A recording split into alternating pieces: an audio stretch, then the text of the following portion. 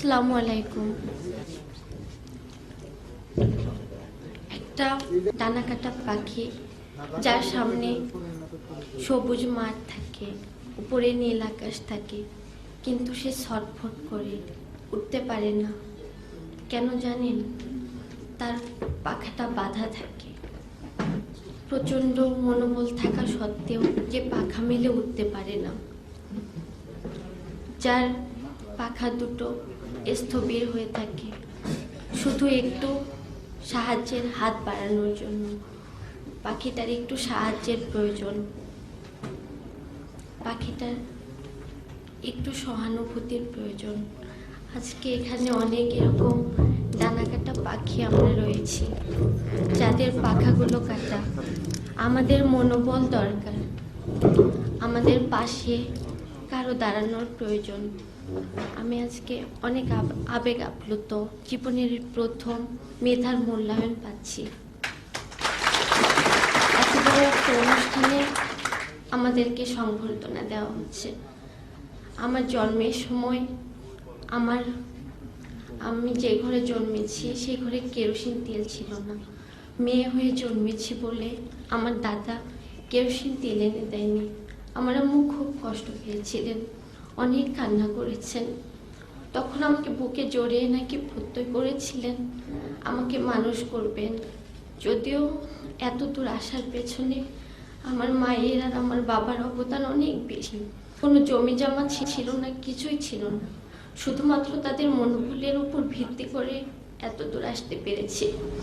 ঢাকা ভার্সিটিতে চান্স পাওয়ার পরেও আমাকে চিন্তা করতে হয়েছে আমি ওখানে পড়তে পারবো কিনা। আম্মুকে বারবার বলেছি, আম্মু আমি ওখানে পড়তে পারবো তো। আরেকবার চিন্তা করেছি যে রংপুর ইউনিভার্সিটিতে ভর্তি হবো কিনা। অনেক স্বপ্ন, ঢাকা ভার্সিটিতে ভর্তি হবো। আমি যে এখানে পড়তে আসবো, ভাড়াটা পর্যন্ত জোগাড় করা। রাত্রে চিন্তা করতাম যে আমি ভাইবা দিতে যাই পারবো তো। একটা জিনিস আপনারা চিন্তা করতে পারেন স্যার, একটা স্টুডেন্ট যে গোল্ডেন প্লাস পেয়েছে, আরেকটি স্টুডেন্টও গোল্ডেন প্লাস পেয়েছে। একজনের টেবিলে তার মা দুধের গ্লাস হাতে নিয়ে দাঁড়িয়ে থাকে, আর আরেকজনকে টেবিলে বসে চিন্তা করতে হয় সে পরদিন সকালে কি খাবে, কি খেয়ে সে কলেজে যাবে, কি খেয়ে সে স্কুলে। একটা বাচ্চা আমি ঢাকায় এসে দেখেছি আমার এক আত্মীয়র বাসায়, তার মা তার পিছনে সারাদিন খাবারের বাটি নিয়ে দৌড়াদৌড়ি করে। আর আমার পাশের বাড়ি আমি দেখেছি, আমি লালমনিরহাট জেলা থেকে এসেছি, যেখানে 5 ডিগ্রি 6 ডিগ্রি সেলসিয়াস থাকে। আপনারা যদি কখনো শীতের দিন সেখানে যান, দেখতে পাবেন কত প্রখর শীত, সেখানে কত প্রচন্ড শীত। এই শীতের দিন সেই বাচ্চাটা আগের দিনে ঠান্ডা ভাত মরিচ দিয়ে একটা 1.5 বছরই বাচ্চাকে তার মা খাওয়াচ্ছে। চিন্তা করতে পারেন স্যার।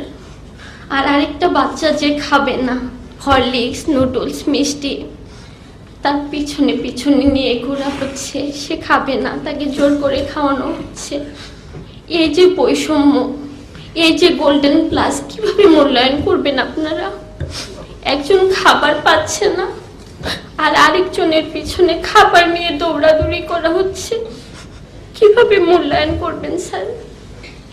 এই যে সার্টিফিকেট, আমরা যে এত দূর আসতে পেরেছি, কিভাবে আসছি, কারা আমাদেরকে সাপোর্ট দিচ্ছে? মাথায় হাত বুলানোর মতো কেউ নেই। আজকে আমি আপনাদের অনেক মূল্যবান সময় নষ্ট করে কিছু কথা বলছি। দুঃখু মিয়া নজরুল হয়েছিলেন সত্যিই স্যার, কিন্তু স্যার দুঃখু মিয়া কখন পুষ্পমাল্য পেয়েছেন জানেন? যখন সে নির্বাক হয়ে গেল। তাকে কখন পুষ্পমাল্য দিয়েছি? কি পেয়েছেন তিনি? পুষ্পমাল্য তিনি কখন পেয়েছেন?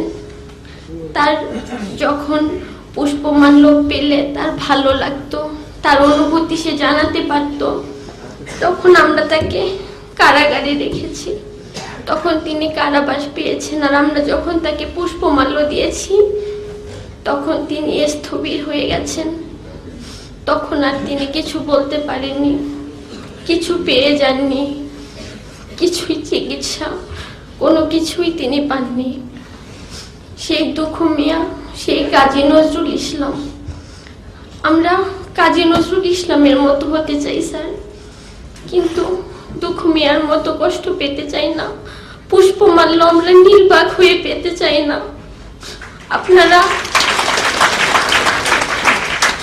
আমাদেরকে পুষ্পটা পেলে আমরা আমাদের অনুভূতি এরকম মনে জানাতে পারবো, এরকম এক ফোঁটা অশ্রু ফেলতে পারবো সবাই মিলে।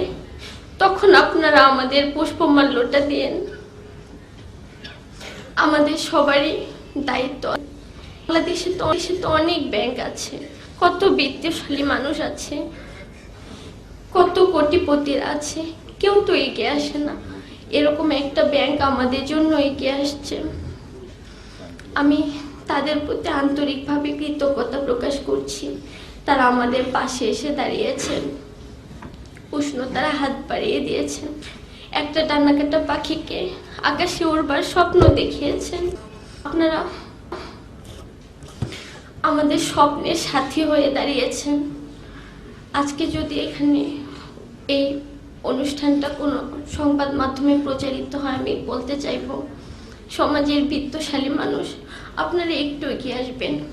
আপনাদের বাচ্চার এত বহুমূল্য খেলনা কিনে না দিয়ে একটা ছোট বাচ্চার এক বেলার অন্ন সংস্থান হতে পারে, এটা একটু চিন্তা করবেন। আমরা যখন দিনের পর দিন যখন আমরা খাবারের চিন্তায় পড়াশোনাটা ফ্রেশ মাইন্ড ভাবে করতে পারি না, কিন্তু তখন আমার এই সহপাঠীকে আমি দেখেছি, কোটিপতির মেয়ে এসে, আমি যখন চিন্তা করতাম কিভাবে আমি ভালো রেজাল্ট করব, কিভাবে পড়াশোনা করব, সে তখন চিন্তা করতো কোনো রকম একটা রেজাল্ট করে প্রাইভেট ইউনিভার্সিটিতে ভর্তি হয়ে যাবে। কিন্তু আমি চিন্তা করতাম যে আদৌ আমি ইউনিভার্সিটি পর্যন্ত যাইতে পারবো কিনা, আমার ইউনিভার্সিটি পর্যন্ত যাওয়ার সক্ষমতা থাকবে কিনা। কিন্তু সে চিন্তা করতো প্রাইভেট ইউনিভার্সিটিতে ভর্তি হওয়ার। এই যে বৈষম্যটা, এই যে তফাৎটা, আমরা বের হয়ে কি দেখব, কি পাবো আমরা, আমাদেরকে কে স্বপ্ন দেখাবে? আমি আবারও ইসলামী ব্যাংক কর্তৃপক্ষকে আন্তরিকভাবে ধন্যবাদ জানাচ্ছি তাদের এই মহৎ উদ্যোগের জন্য।